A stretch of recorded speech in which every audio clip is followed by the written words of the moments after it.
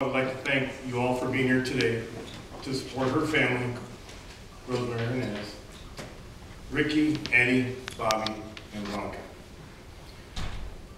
I would like to say that I was asked by the family to speak today, and I know that there are probably many out there that would like to share their thoughts for the love of Rosemary. I would just like to say that it is an honor, and I feel very privileged to be speaking in front of you all today. In this time of sorrow, it's not uncommon to feel lonely or empty without her, but I believe we need to realize that our lives are better and full because we knew this wonderful woman. Like others who have been taken early in life, she was on this earth blessed for 94 years. We need to be thankful for that and the way that she brightened many lives. And we don't need to feel like we were cheated because she wasn't taken from us early. Be grateful. Only now that she is gone do we truly appreciate what we are without. Rosemary Hernandez was a daughter, a sister, a wife, a parent to her beautiful children, and a grandmother. She was a beautiful woman both inside and out, and I remember when we would go to the family functions that all my father's sisters, including Aunt Rosie, was always so stunning. Their hair perfectly placed, their makeup put on perfectly, their wonderful outfits, and the red lipstick. I think that is the original kiss tattoo where that came from. Since she was a sincere woman with a huge heart, a caring person, and always wanted to make you feel welcome. In my grammar school years, and also high school, when I would come over or to go to a function, she always made my friends feel very welcome, feel part of the family. That bright smile, that wonderful laugh. And when I would bring dates later on, she would always make them feel as part of the family as well.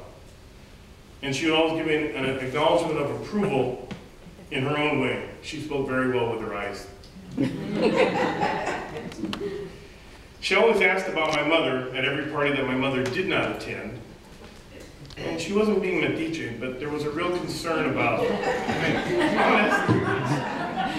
there was a real concern about my mother, and she always told me to tell my mother hello and that she was sorry she wasn't able to come today, but that maybe next time.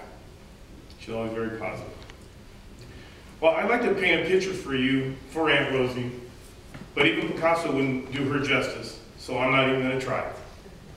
But what I would like to do is share with you some fond memories that I have of your mother, my aunt, that will stir maybe some memories that you all have of her, because she touched each and every one of us in her own way. My earliest recollection that really stands out were our trips to Disneyland during the summer with my cousin Bob and my cousin Steve Brooks. I remember her driving us to the park in the station wagon that was very similar to the one my dad had. And in fact, at the parties, those two would always go at it about the comparisons and which was better and faster in the whole 9 yards.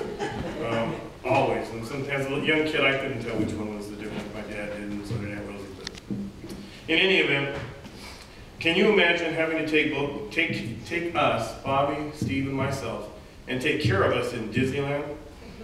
I don't know how she survived. But she did, and she repeated that summer tradition for a few years. To be honest, I really think that maybe there was a discussion between her, Aunt Maggie, and my dad said, okay, I'll pay you. And just take them.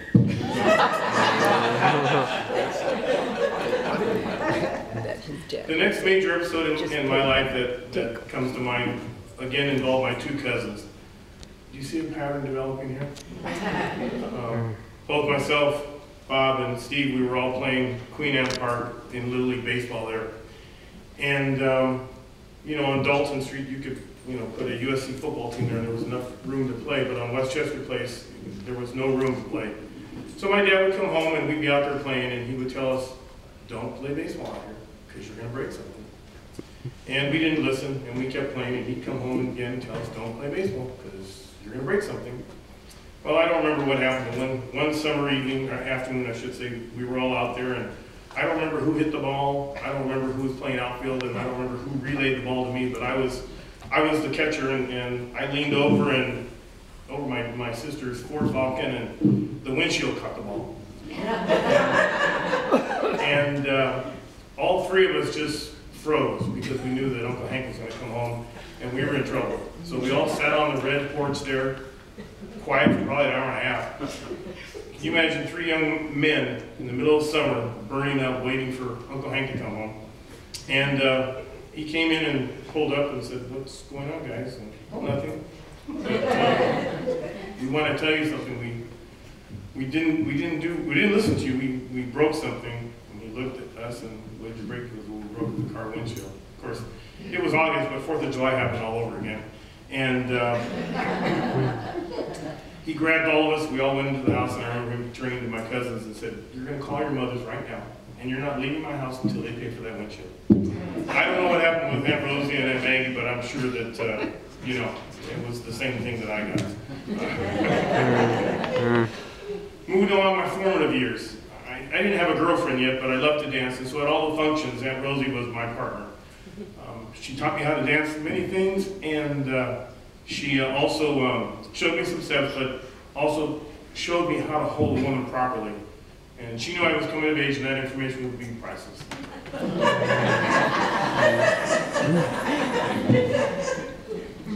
It's true.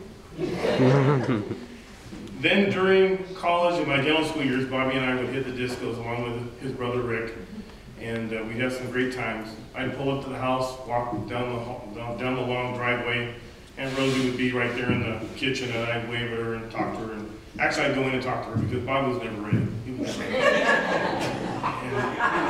And so we would talk, and she'd ask, "Why did you come over so early? You know your cousin's not going to be ready." "It's okay." So I sat down and enjoyed her moments with him. So I can thank Bobby for being late because I get to spend more time with him. But one of the things that was really impressed upon me was that one afternoon we were there on Sunday. I think we were getting ready to go to circus in the afternoon, and she offered us a plate, or offered me a plate of lunch. Sure, it was chicken. So it was chicken, frijoles, arroz, tortillas, and she said, "Henry, why don't you eat the chicken with chili?" Now, I never really liked chili back then, early on. I love it now. Can't get enough of it. But I said, "Okay, I'll try it." Get a little. Rosie said it was good, so I'll try it. I never eat chicken without chili now, and I can always thank her for that. And because had she not pushed me, and it wasn't really pushed, okay, I'll try it. And it's great. And when I have chicken and I don't have chili, it's just not the same. Something that really made an impact to me growing up as I grew older, and they grew older, was the bond that they all had as brothers and sisters. And I remember that they would have they got together and had their Friday afternoons, and the girls would do the hair and the men would do the men thing, and I'd come home and from dental school at the time, and I'd say, "Hey, Dad, how was your weekend? How was your Friday?" "Oh, it's good," and we had some times. And then all of a sudden I would come home and realize, well, how was Friday? How are all my aunts and uncles? "Oh, they're fine." And I would just hear all the stories, and that bond that they had, even into their later years, it amazes me how close they were. And also the trips to Cancun. I can remember my dad he loved going, but boy, some of his sisters just drove him crazy. And Aunt Rosie was one of them as well. He loved it. He'd come back from my trip and I'd say, "Well, how was it?" And he'd tell us all the stories. And he said, "But you know, your aunts, I'm so embarrassed." "Why? You're bad as too. I mean, you're just as bad as them as far as I'm concerned." But in any event, he says, "You know, we go to a buffet and we get done and they pull out these little plastic baggies." And I'm like, "We can buy them." "Oh, it's okay, that'll be good. We just need a little snack. We don't need much. Have our eyeballs and some crackers and cheese, we'll be fine."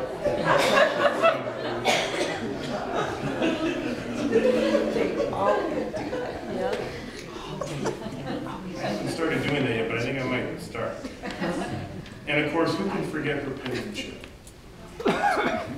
She had such beautiful writing, and I am so jealous because being a doctor, and I'm not putting that out there, but I do have doctor's writing. I can't even read my own charts sometimes.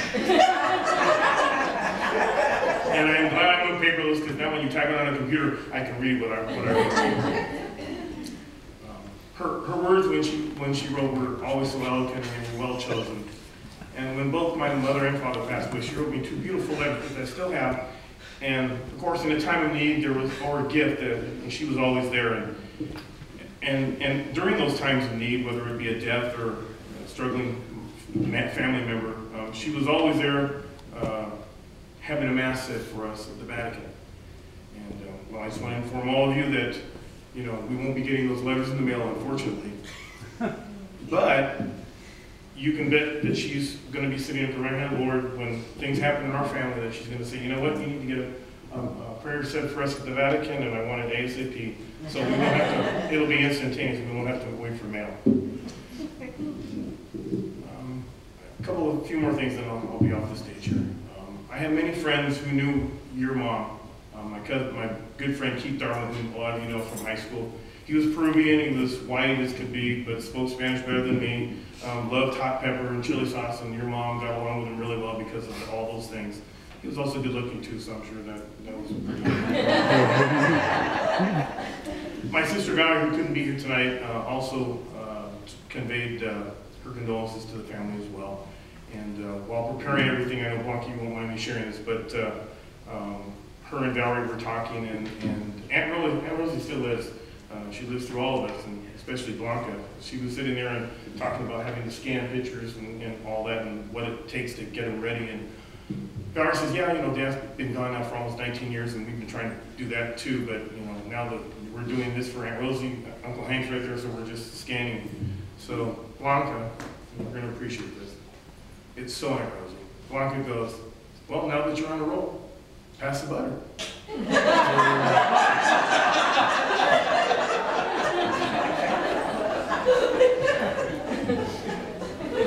Now, just so you know, when I had that conversation with Valerie the other night, I didn't get it the first time.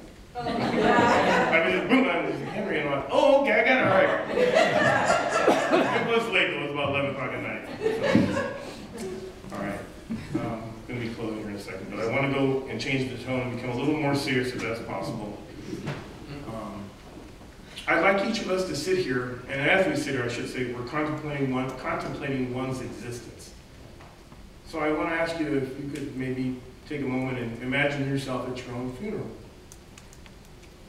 For some, this might be scary, because you don't want to be that person who is remembered as, oh, he or she always sweated the small stuff, that they really didn't spend the time that they should have with the people and doing the activities that they loved.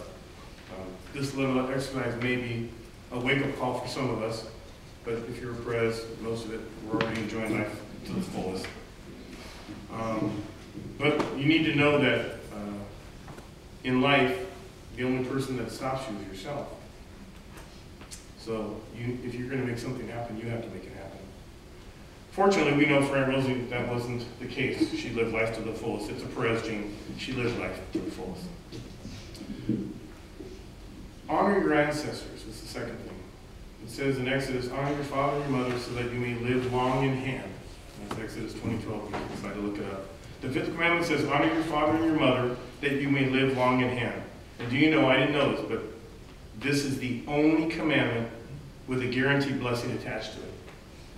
And I think if we look at our family tree, honor your father and your mother, we don't have to look very far to see how good God is keeping his word. Okay, in closing, I want to share some thoughts some last words spoken by some famous people. Joan of Arc said, hold the cross high so that I may see it through the flames. Nostradamus said, tomorrow I shall no longer be here. And George Eastman, founder of Eastman Kodak Company, said, why wait? My work is done. At one of the parties, again, I used to sit with your mom and being newly married, one child already on board. I sat down and we were talking about prayer. And I said, Aunt Rosie, I said, how do you do it? I mean, when you're single or when you're by yourself, you pray that, God get me through this test, or God, let me get this car, or God, let me make some more money, or whatever it is. We're always asking for something. I said, but now that you have family, it changes. And now you're praying for being a good husband or being a good father, and you pray for your friends and family that you know. And how do you do it? And she gave me some thoughts on it. And so I pray all day now, so that when I go to bed, I don't have to worry about forgetting anybody. And that was something that she shared with me. So I believe that when Aunt Rosie went to sleep Sunday night, I think that after she said her prayers and she closed her eyes with her head on the pillow, I believe that she said, Father, into thy hands I commend my spirit.